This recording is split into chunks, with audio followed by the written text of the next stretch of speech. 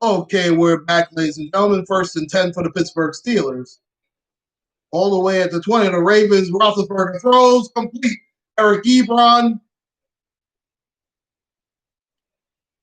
having a little bit of technical issues here, so I had to shut it off. I'm coming back here.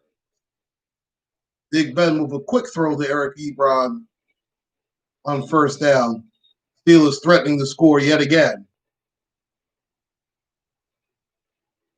Another quick out. It'll be 2nd and 4 at the Baltimore 15. At the Baltimore 17-yard line. Big Ben, quick throw. 1st down and goal, Pittsburgh Steelers.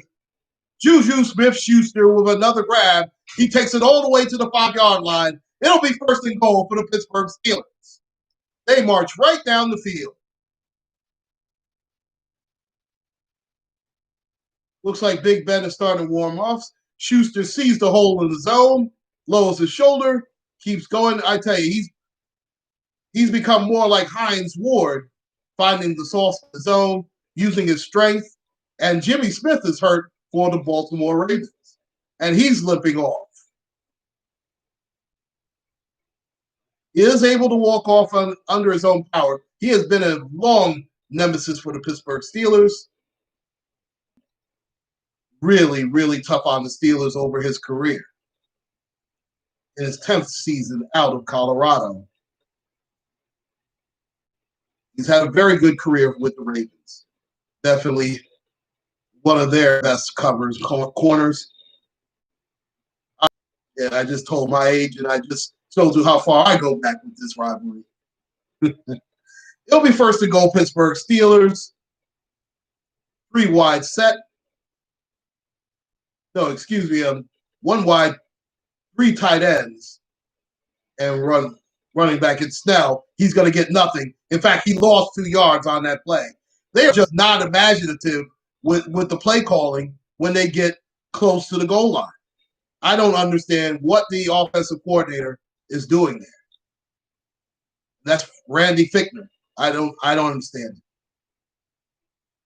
I know you want to establish the run, but this is not what the Steelers do right now, especially without James Conner, who is their power back.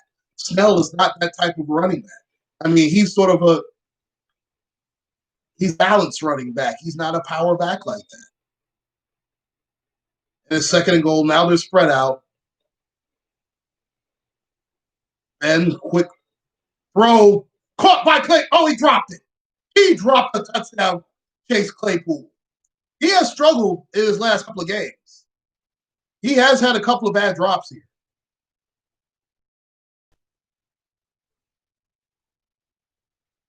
Going up against Marcus Peters. No, not Peters. That was Humphrey, excuse me. Listen, he should have caught that ball. I know he swiped at it. He clearly missed it. If you want to say that there's a little listen, you have to catch that football if you're Chase Claypool. It is 3rd and goal at the 5-yard line. Here they come, Big Ben. Oh, right. 2 bad drops on Ben Roethlisberger. Not his fault there. Was it a slightly behind him? Maybe. They're showing the replay right now. Oh, no, that's in front of him. That's a ball. And now they're going to have to settle for a field goal. And Chris Boswell is in. Kick is up and good.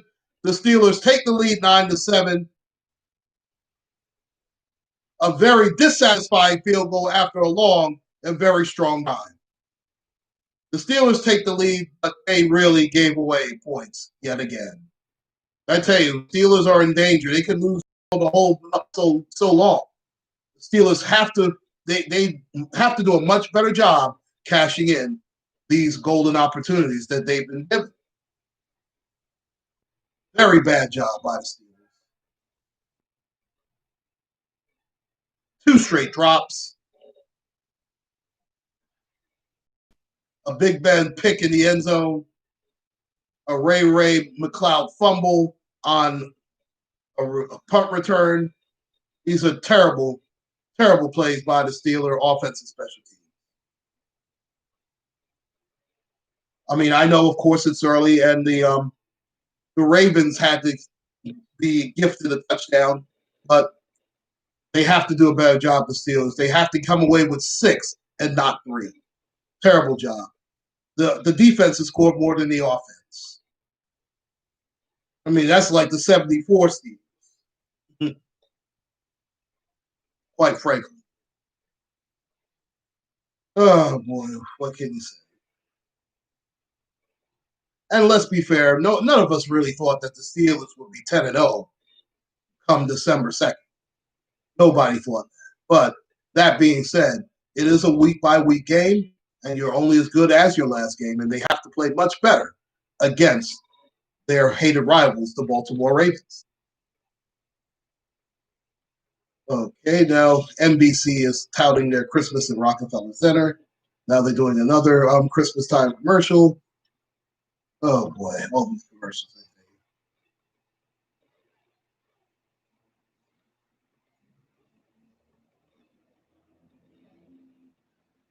Steelers and Ravens, I tell you, a lot of Hall of Famers, a lot of great players have made their mark in this heated rivalry. When you look at the people like Hines Ward, you look at the Jonathan Ogdens, you look at the Ray Lewises. Listen, those guys have played big parts. James Harrison, of course, Joey Porter, James Farrier, Casey Hampton, Haloti Ngata, Ted Washington. Listen, those Baltimore and Steeler defenses, they've always been among the top 5, especially in the 2000s, at least the early 2000s. The Steeler defense is back to where it used to be now, or at least over the last couple of years.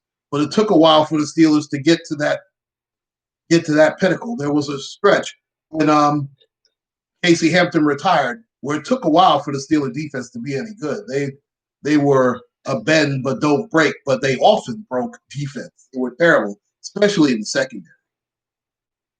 One thing the Steelers could do was rush the quarterback. Now, the only other quarterback behind RG3, they're showing him right now, he's number 7 for the Baltimore Ravens, and he's Trace McSorley. He was a 6th-round pick out of Penn State. It is 1st and 10 for the Baltimore Ravens at the 25. They are in the pistol set, 2 running backs, 2 wide receivers, both wide receivers to the left. And it's a handoff to number 43. He gets taken down right there.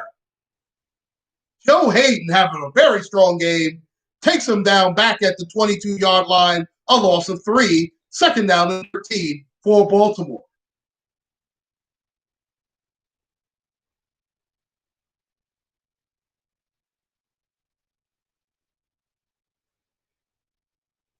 Okay, it's really not fair. They're showing his record as a starter, but RG3 has started sporadically since 2013. So, and the teams he was with were not always that great. So it's not really fair to judge him on that.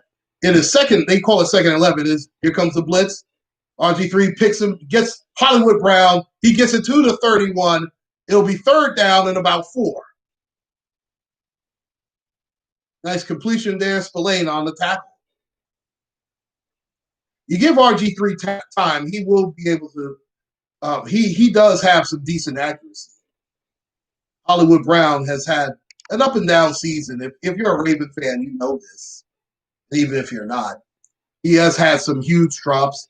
He had a big that incompletion, failing to keep the foot in bounds in the game in Baltimore against the Steelers. That helped cost them the game as well. Here it is 3rd and 4. RG3 back to pass. He's going to run. He's out. Flushed out by TJ Watt. Cleaned up by both Cameron Hayward and Bud Dupree. It'll be 4th down time for Baltimore to kick it away. Nice job again. Another 3 and out by the great Steeler defense. Boy, they have been outstanding.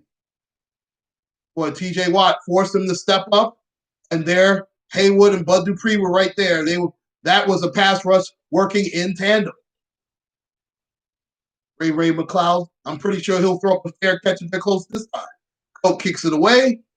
McCloud does call the fair catch, and rightfully so. And the Steelers will have it at their own 28-yard line. 9 minutes, 41 seconds left in the second quarter and in the first half. Pittsburgh still ahead 9-7. Boy, that Steelers defense, very nicely done. I tell you, the defenses, obviously, I will not compare them to any defense from the 70s. If you're going to compare this Steelers team to any defense, if you want to say the 2008 team that won the title, he wasn't really a pass rusher. He did have a huge sack in the Super Bowl 40, which Jerome Bettis is coming home against the Seattle Seahawks. But he was really there to take up two guys and open it up for the linebackers. It's 1st and 10. Benny Snell sees a hole, gets about 7, keeps going. It'll be 2nd down and 3.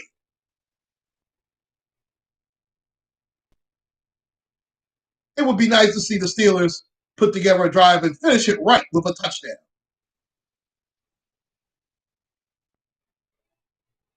2nd and 3 here for the Steelers.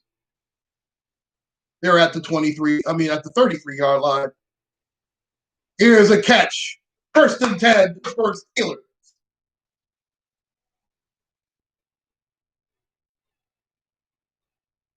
Deontay Johnson with a catch.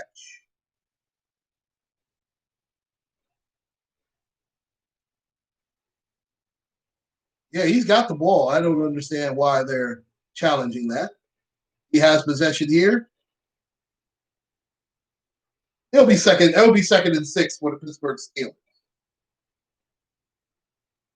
Thank you for the like, ladies and gentlemen. And as you come in, please hit the like button. Thank you so much for joining me. Just doing a little bit of an experiment here. And this is what you have. It's 2nd and 6.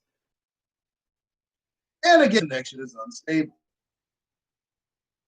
Yeah, Smith-Schuster, nice blocking by both outside guys. Vance McDonald is all yard line. Oh, and I think Ben missed. Well, I understand why he didn't do it. He would have had to throw it outside shoulder. Looked like he had a man beat. He did have safety help. So 2nd and 10, Pittsburgh. Another empty set. Safety blitz. It'll be 3rd and 10. Quick enough. He couldn't step into the throw. It'll be 3rd and 10. And back to pass. He steps up. He fires. Complete, 1st down. Chase Claypool, 1st catch. He keeps going. He's at the 30, at the 29-yard line. 1st and 10, Pittsburgh Steelers. Nice throw by Roethlisberger. Nice job coming back to the football. 2nd down and 2 to go for the Pittsburgh Steelers. Cloud trying to redeem himself from that fumble with a nice season as Steeler head coach. They're at the 22. Snell gets the 1st down and more. He's got to settle for 1st and goal at the 7, Pittsburgh Steelers. Now Big Ben is barking out the plays. It'll be interesting to see if he is Randy Fichtner. He has done a terrible job when he's gotten to 10 yards or less in play calling. Now they're doing what they need to do. They have it 5 wide. Big Ben, Juju Smith-Schuster in motion. Here comes Ben. Quick one to Juju. He lost a yard. See, here we go again. These quick. They don't need that. Throw it. My goodness. It is 2nd and goal. I mean, it doesn't matter if you don't score touchdowns. It's about W's and L's. Touchdowns lead to W's. Field goals lead to L's.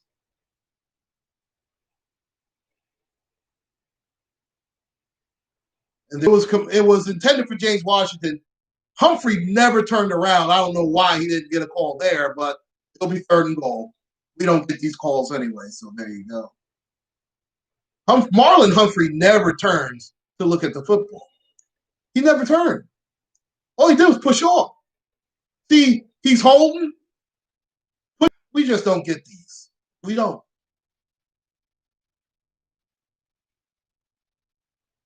And now in danger again of not scoring a touchdown. And he drops it. God! Eric Ebron. James Washington was open in the right corner. Terrible job by Ben Roethlisberger and Randy Fichtner. Now we have to settle for another field goal. It'll still be only a one-score game.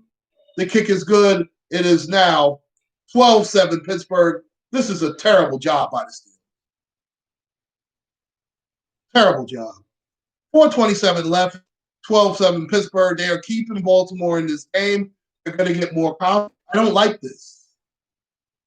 The Steelers do this. They drive you crazy. Their offense should be much more efficient than this. I just don't understand it. Randy Fichtner has been, he's been underwhelming at best as an offensive coordinator. But this year, and the Steelers have been so, a lot of times they settle for these too short passes. It's like they get more timid the closer they get to the end zone. Listen, he's a veteran. He knows what to do. I understand it will drive you crazy at times, but you have to have the ball in his hands. You have to let him operate. And Roethlisberger, when you have big targets like Claypool and Ebron, you know what? You throw to the end zone to him. James Washington had his man burnt in the end zone. He was just wide open. You can't miss that. You can't. Thank goodness it's RG3 and not Lamar Jackson. But listen, to me, in order to win this football game, they have to do it.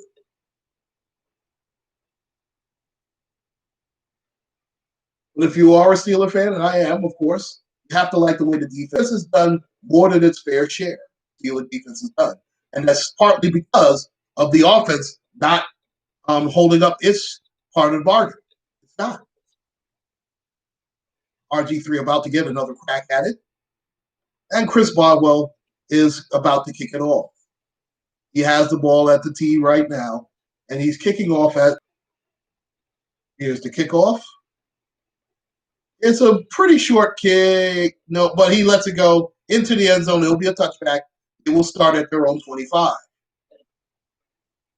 RG3's numbers have been quite pedestrian throwing the football. He's been much more effective as a runner. The trophy winners at quarterback in the same season. RG3 winning in 2011, and of course Lamar Jackson in 2018. It'll be 1st and 10 for the Ravens at the 25-yard line. 1st and 10 at their own 25. They hand the ball off, and he gets dropped 2 yards. Tandem of Watt and Dupree yet again. You can have it from the outside. Dupree is going to get a huge number, and it might be impossible for the Steelers to keep him, but they have to do their best to try to keep him. It'll be 2nd and 11. RG3 fakes. He's throwing it down the field. The man fell. It's incomplete. That wasn't RG3. His receiver slipped and fell, and that was Dez Bryant, number 88.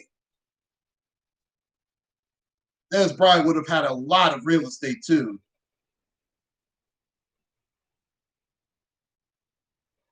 Right now, TJ Watt and Bud Dupree have 17.5 sacks, which is a half a sack ahead of Aaron Donald and Leonard Floyd. They have the most combined sacks by teammates in the NFL.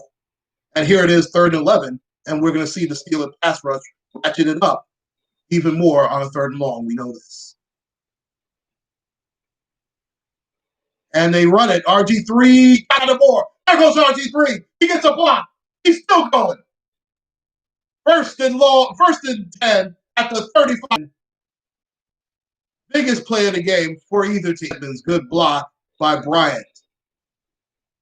Joe Hayden with the tackle. RG3 can really run the football, no question about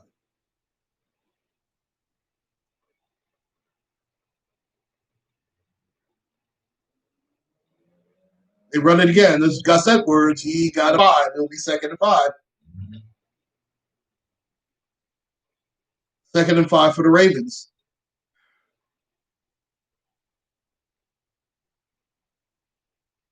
See, this could undo all the good work that they've done throughout this entire game. If they give up a touchdown here, 12. And the Steelers' offense and special teams are to blame, no question about it. They're going to need to make a stop. Hold them to at least 3. Or maybe force a turnover.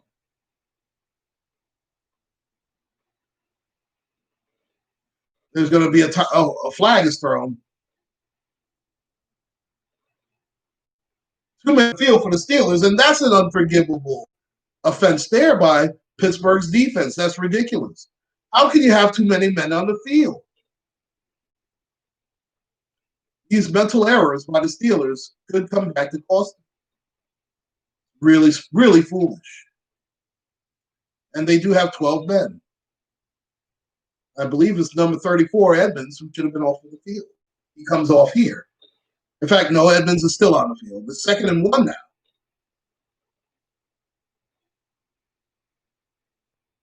A 4 to 5 yard penalty is 2nd down and 1.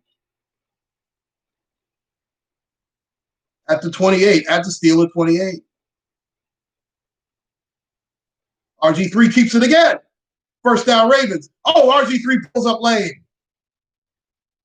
I don't know whether he pulled a hamstring. He tweaked something and hopped right out of bounds on the right-hand side. I know he pulled up lane there, and now they're going to commercial break. Steelers leading 12-7, but Baltimore driving, and they pretty much for joining me, ladies and gentlemen. Lord here doing some color commentary and play-by-play. Right now they're in a commercial break. Excuse me. The Pittsburgh Steelers. Listen, I've been a Steeler fan for a very long time. Ever since I was a youth. Listen, I go back to the old steel and the steel curtain. The steel curtain is not the entire Pittsburgh Steeler defense. It is actually 4 guys, and that is the Steeler front 4 of Mean Joe Green, L.C. Greenwood, Ernie Holmes, and Dwight White. That is the steel curtain, and it goes back to the Time magazine when they were called a half a ton of trouble. I don't remember what, I believe it was 1970. It was either 74 or 75 where they did the spread on the steel curtain at Time magazine. That is the steel curtain. There's 4 guys up front. Now, over time, it has come to include the entire steel curtain defense. You can add in Jack Lambert, Andy Russell. Later on, it became Lauren Taves, Dennis Winston, Robin Cole. Obviously, on the back end, Donnie Shell, the great Mel Blunt, Mike Wagner, J.T. Thomas, Glenn Edwards, Tony Dungy, those guys. But real curtain really consists of the 4 guys up front for the Steelers. RG3 is back in the game. He never left. There was a it was a 2-minute warning timeout. There's a minute 50. I guess it was a cramp. It wasn't anything. And RG3 is still there in the game. And he's running. Yeah, he looks like he just strained for a little bit. He's okay. He'll be 1st 10. 2-minute 57 left. Steelers defense. The pass rush. RG3 throws. Hollywood Brown. He had a touchdown, but couldn't stab it.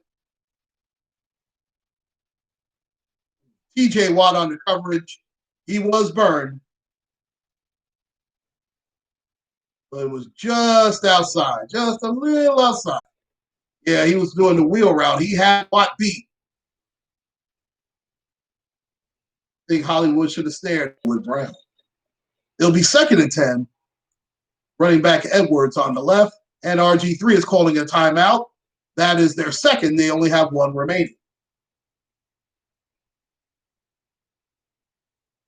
Thank you once again so much for joining me here on this play-by-play of the Steelers' first game in Baltimore. They want to make a clean sweep of the series.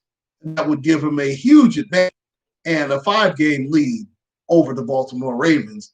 And that would, in essence, probably knock them out of playoff contention. And of course, this was originally supposed to be a Sunday afternoon game. Then it was moved to Monday. Then it was moved to Tuesday. Moved to Tuesday. Here it is, 2nd and 10, RG3 with Edwards to the left, 2 tight ends, 2 wide receivers. And he is as a spy against RG3 because he is just as prone to run the football as he is to throw it right now at this stage. Elaine forced it back inside. Alu with the tackle. Very good job by fans. Here it is, 3rd and 9. Deep in Steeler territory at the Steeler 25-yard line. And they run the football again. And a first down. My God, what are they doing? Oh, my God. The Steelers. This is ridiculous. Ridiculous defense. He misses a tackle. All these missed tackles. This Patrick Steeler defense. Terrible job. And he's short. His knee was down first. He fell short of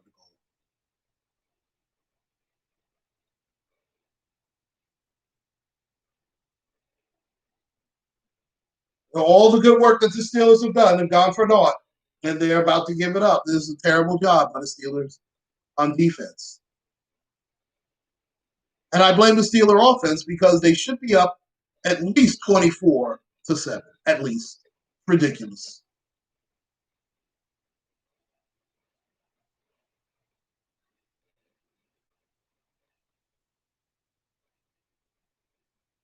Second and goal, 26 seconds left. Baltimore has.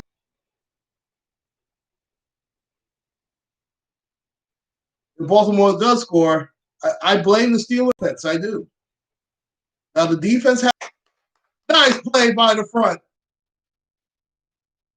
Edmonds with the tackle.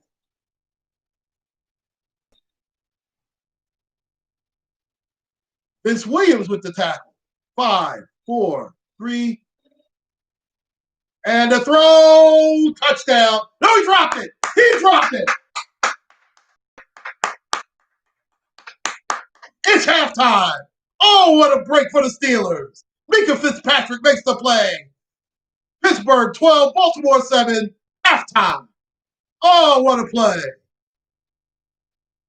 Oh, I'm shocked. It looked like number 82 had it. Luke Wilson, the former Seahawk. But Minkah Fitzpatrick makes the play, strips it out of his hands while he's coming down with it. Yes, he never had possession. It is halftime, and the Steelers will get the ball first in the second.